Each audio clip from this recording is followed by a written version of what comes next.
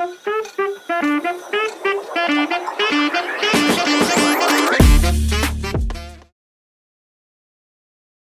you seated here, thank you for having me, and thank you for your time, energy, and attention.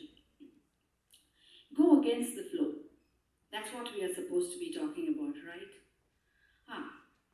Going with the flow is a tough job. Tell me, you're born, then you do your kindergarten, then you do your middle school, high school, undergraduation, post-graduation, find a job, find a partner, settle down, have babies, have family, and all your life you go around what the norms are, pleasing everyone else. It starts with your parents, siblings, friends, lovers, boyfriend, girlfriend, husband, wife, children, colleagues, your teachers, your professors. And that's how life is, going with the flow. And let me tell you this, it's not easy even to go with the flow. I know each one of you sitting out here, you are fighting your battles. Whether it's big, whether it's small, whether it's mundane, whether it's huge, whether the world knows about it or doesn't know about it, it's your struggle, and from here on, you know the worth of it, so don't give up. Now, I'm going to tell you about a story about a girl called Tamara who chose not to go with the flow. That means going against the flow. Great job, good life, engaged to the love of her life, going to be married, and she literally decided to go against the flow. Climb a mountain. Like a mountain of a job. Now, when I say mountain, I don't mean, like a one-day hike or a two-day hike.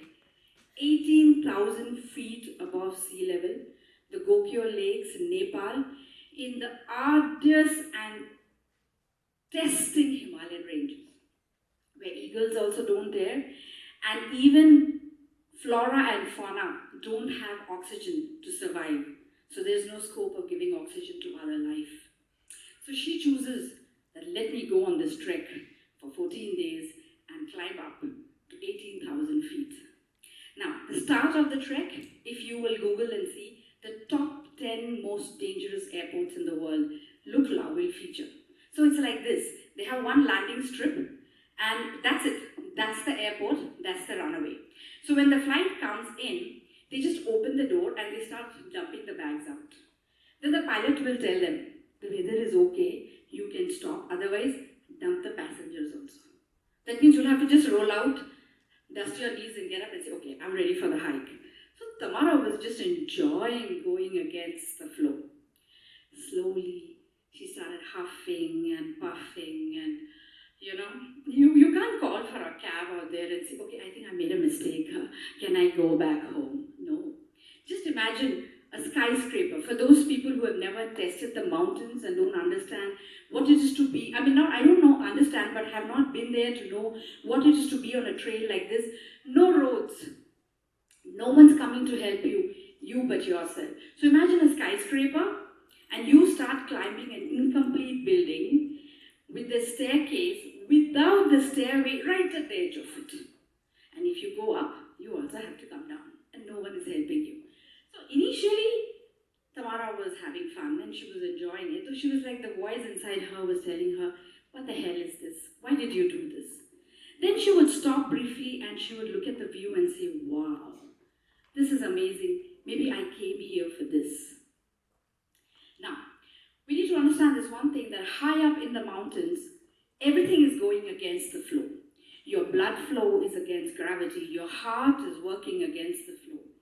And at high altitudes, there is something called as acclimatization. Tamara's body was not acclimatizing very well. So that means every organ in her body was screaming, why did you go against the flow? So from the digestive system to her reproductive system to her cardiovascular system gave way exactly at 12,000 feet. Loose stools, high fever, breathlessness, oxygen saturation dropped, and she had a bloodbath of a period in the middle of her cycle. And that's when the organizers of the trek told her, you have to abandon the trek. You go back and we go ahead. And I'll tell you what was a little bit more She was with the love of her life, the one man she wanted to walk to the end of the world with, but he left her at the end of the world, literally. And he continued, and Tamara was left behind just with one Sherpa, all by herself, to complete the trek, go down. And mind you, if you think climbing a mountain is tough, climbing down is equally dangerous, because you've never heard anybody having an accident climbing up the stairs. People are only rolling down the stairs and breaking their bones and head. Yes? So, it was difficult. No terrain, only loose rocks, sometimes sitting on her butt, sometimes crawling on her knees, bruising herself, her failing health, high fever, dehydrated, and emotionally she was broken. We all can face a lot of challenges in life when we know our loved ones are around. She was all alone. So finally she managed to. She did get some respite in some of the tea houses where she met some people. Along with food and shelter, they gave her a little bit of love and solace, saying, go back safely, you will make it to civilization. And Tamara came back to civilization. And you think going against the flow was enough there for her? No. Now, I'll connect the dots as why I'm telling you about Tamara's story, because Tamara's story is inspired from a real life incident, and that's mine. I am the girl, thank you. I am the girl who was left behind.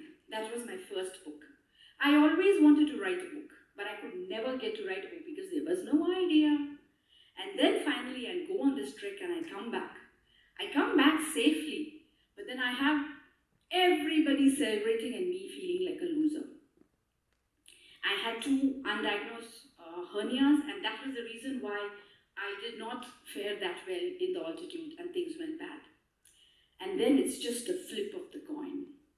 You don't go against the flow. Because people who go against the flow, let me tell you, you'll be broken, battered, and bruised. There is no fairy tale and there's no lying about it. But at that point, you have to decide, I'm going to rise against the flow. And that's when I got started writing my first book. And trust me, I don't know what has happened to that book at all. I was new. I didn't know how to get a good publisher. I didn't know how to publish or promote my book.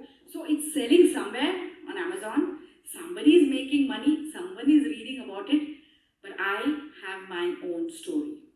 So after that, I went on to write 26 books, 2 life-transforming, powerful books on geopolitical and socioeconomic status. The childhood trauma is yet to come.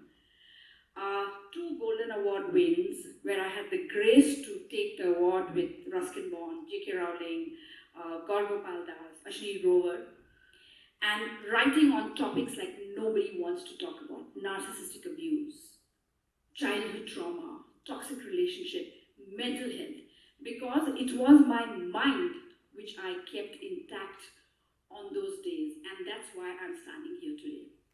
So thank you again. So this is my story, and this is my story to you, and the message is, if you're going against the flow, which you will eventually in life, someday life is bound to test you.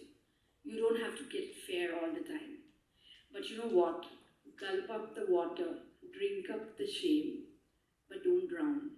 There will be a twig, hold on to it, and you will eventually get there, but stay afloat.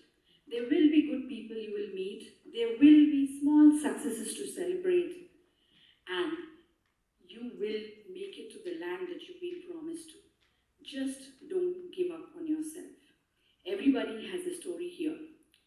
There is no different you. I cannot go to the market and I say, I want another you.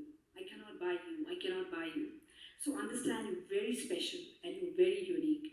So write that powerful, beautiful, life-transforming story for yourself in the making. Everybody is a storyteller. And a story that you are going to be bedazzled over until you don't learn to accept yourself and rise against the flow. The world is not going to look at you. It doesn't matter. Do it for yourself. Thank you so much. Go against the flow.